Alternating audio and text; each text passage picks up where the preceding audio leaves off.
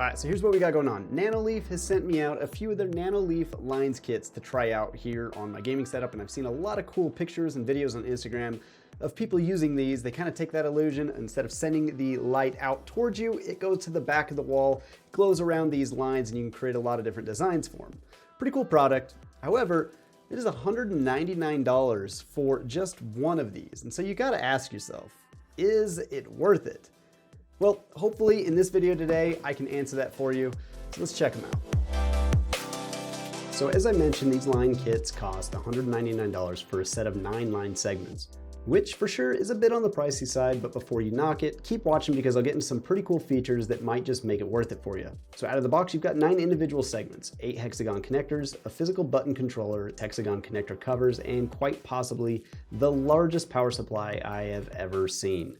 Installation is fairly easy. The lines themselves simply click into the hexagon connectors, allowing you to create your own design and layout. But how does your design look on the wall? Well, this is where you can use Nanoleaf's Layout Assistant feature that's within their app. This tool lets you create a design and virtually mount it on your wall so you can get a better idea of how it'll look.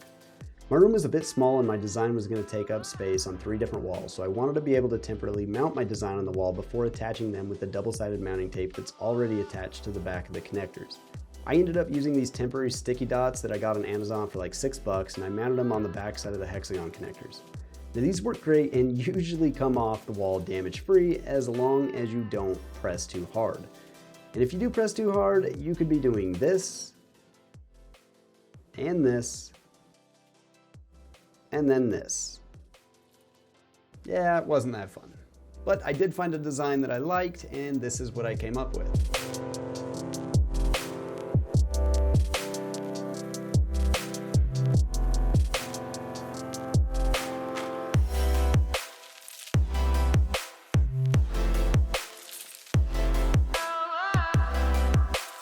Transitioning from one side of the wall to the other, you use these line flex connectors.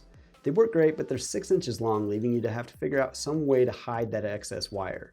I mean, to be honest, 6 inches is just entirely too long. 3 inches would be just fine, so hopefully Nanoleaf takes note of this and provides something a little bit smaller in the future. One other important factor to consider in your design is where you'll place the powered connector in the physical controllers.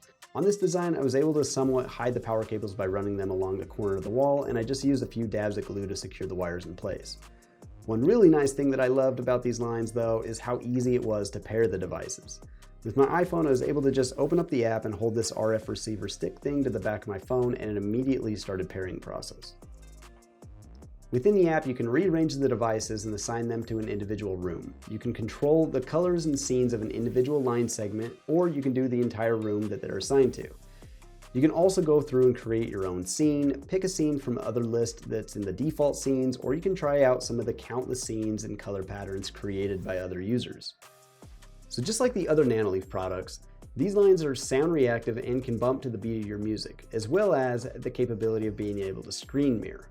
And I've got to admit, I'm very impressed with how well the screen mirror technology actually works on these, and how easy it was to set up using Nanoleaf's desktop application. Within the Nanoleaf desktop app, you can just align your design within the monitor frame, select the mode you want and the monitor you'd like to mirror, and then just start.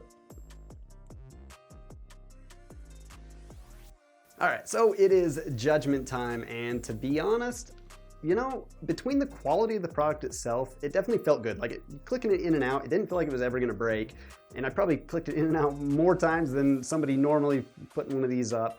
And it didn't feel like it was ever gonna break. It felt like it was solid quality, to be honest. And then just between that and the capabilities that it has, I mean, we're talking, you got the screen mirroring, you've got the music visualization that works really, really well.